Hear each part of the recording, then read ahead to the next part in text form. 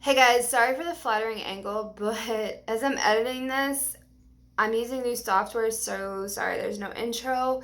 Please let me know how the audio and video quality is in the comments also. Thanks. Enjoy the video. Bye. Hey everyone, welcome back to Service Dog Rosie. I'm Katie. Rosie's down here, and this is my pointer slash prop. Anyways, this video specifically for the public, not necessarily handlers, but it is for handlers because if you don't have your service dog, don't do this to other service dog teams. So basically, what not to do and what to do behavior wise around a service dog team.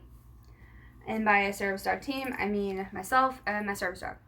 So that just because you see two service dogs with one handler does not mean they're not legitimate service dog teams. They may be training. Anywho, when you are in a store, for instance, or a movie theater, a doctor, one, please do not pull out your camera and take a picture of me and my service dog. Now, it's just rude etiquette. If you're young and watching this, you don't know what etiquette means. It's a type of behavior. Like dinner table etiquette. You're supposed to act a certain way at the dinner table when you're out in a restaurant. Same thing. So, if you want a picture of the service dog, personally, I don't have a problem with you coming up and asking me, may I take a picture of your service dog? One, we are not a circus act. We are there for the same reason you are. Sorry, my lupus rash is here, if you can't see it. Yeah. We are there for the same reason you are. I'm just there with my service dog because I have a cardiac condition that she is medically trained to alert to. Also, she has other tasks she performs. She is a multi-versatile service dog. The second thing is, please do not come up and pet my service dog or any other service dog's team. Do not come up and pet my dog. Legally in the United States, in the U.S., North America, pretty sure this goes for Canada too. Any of you guys who are watching from Canada, let me know. In Canada, Rosie has a lot of allergies, so she itches. That's why. I lost my train of thought. Okay. Service dogs do not have to have any, any type of physical identification. Vests, collars that say service dog, tags, IDs. It's not required in the United States. I believe in some provinces in Canada it is required, but I'm not 100%. So don't ask for that. And that's illegal to do anyways. So next thing is try to keep your distance because there's a lot of people in the store. Yes, our dogs are trained to pretty much ignore what's going on around them. Loud noises, high-lows, forklifts, beeping, buzzing, dropping of things. Excuse me, my throat's dry. But stop it. Oh my goodness. She's on Bravecto, so she's fine. So please.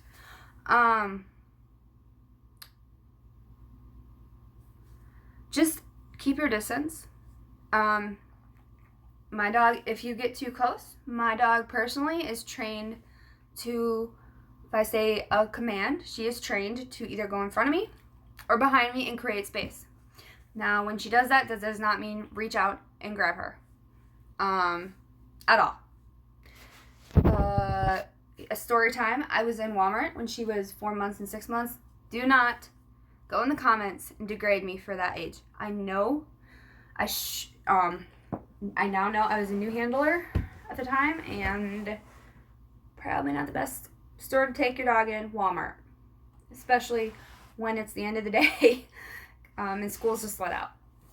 So Rosie, when she was 4 months old, had her tail pulled. Say this is her body, this is her tail, mid-shaft right here, and dislocated at 4 months old. And I have never heard a blood-curdling scream from her come before. I did. Immediately took her to the vet. And if you go to the emergency vets, you know how much vet bills are. So she got taken care of and she healed fine.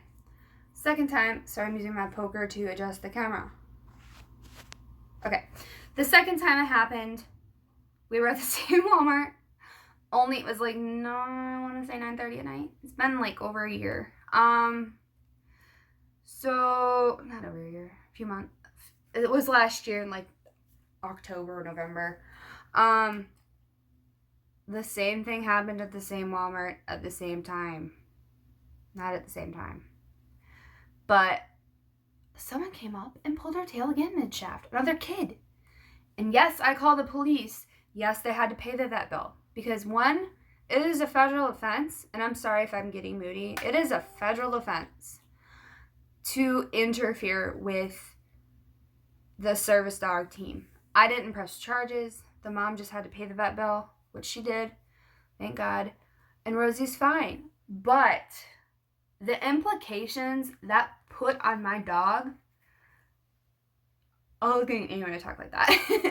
The implications and made my dog, that caused my dog, affected her. She regressed a little bit and started to form some behaviors that were not acceptable for service dogs, and I had to work through them with her with a trainer, and she's still working with a trainer with me and the vets, and she's basically over those behaviors and is doing amazing now.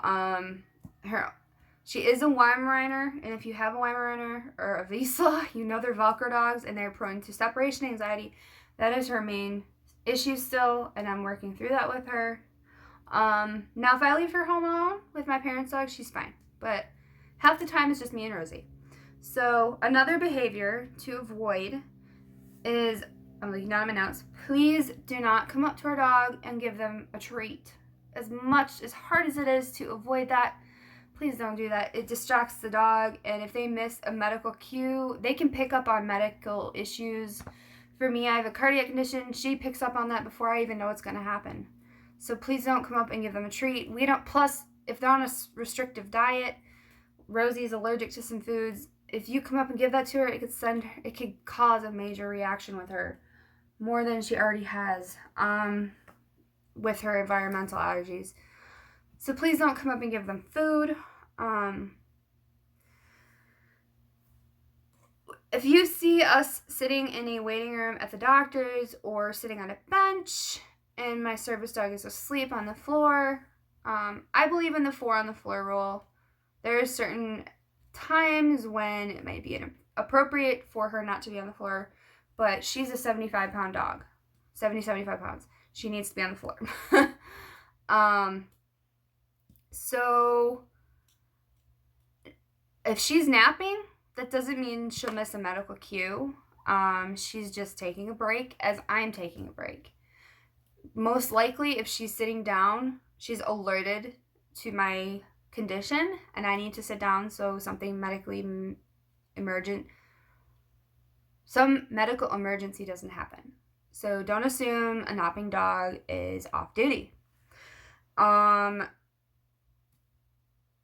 Also, when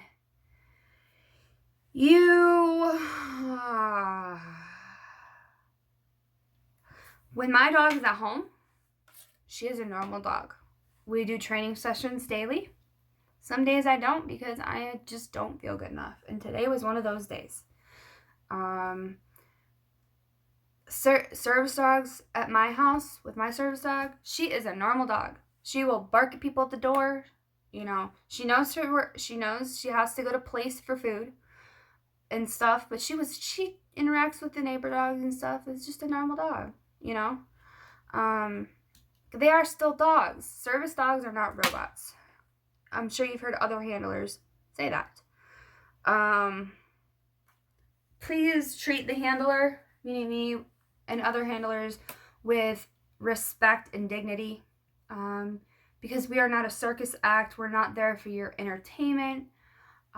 We're there to shop just like you. If we're in a store, we're in a doctor appointment for that doctor just like you. We're in a bank, we're there to do banking. etc., etc. Please be respectful. Another one is, do not come up to us or from a distance and go, oh, puppy, puppy, puppy, puppy, puppy, puppy. Oh, puppy, puppy, puppy, puppy, puppy, puppy. She is trained to ignore that. There is times, because she is still young, that she'll look over for a second and wag her tail. That's okay to do. But again, it falls under the federal guidelines. Do not distract a service dog team. Like I said earlier in this video. Sorry, my terminology is all over the place. It's late.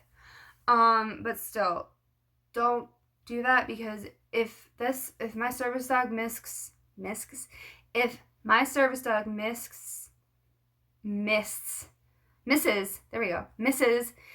a chemical change in my body that tells them, the dog, something's going on, and I pass out, I collapse, because you called her name, or puppy, puppy, puppy, and distracted her. Remember, service dogs are still dogs, and they do still get distracted no matter how well trained they are. So guys, those are just some do's and don'ts in general public behavior around us. If you have any questions, comments, leave it in the comment box below. And again, thank you so much for watching. We love you guys, and tune in next time. Thanks. Bye.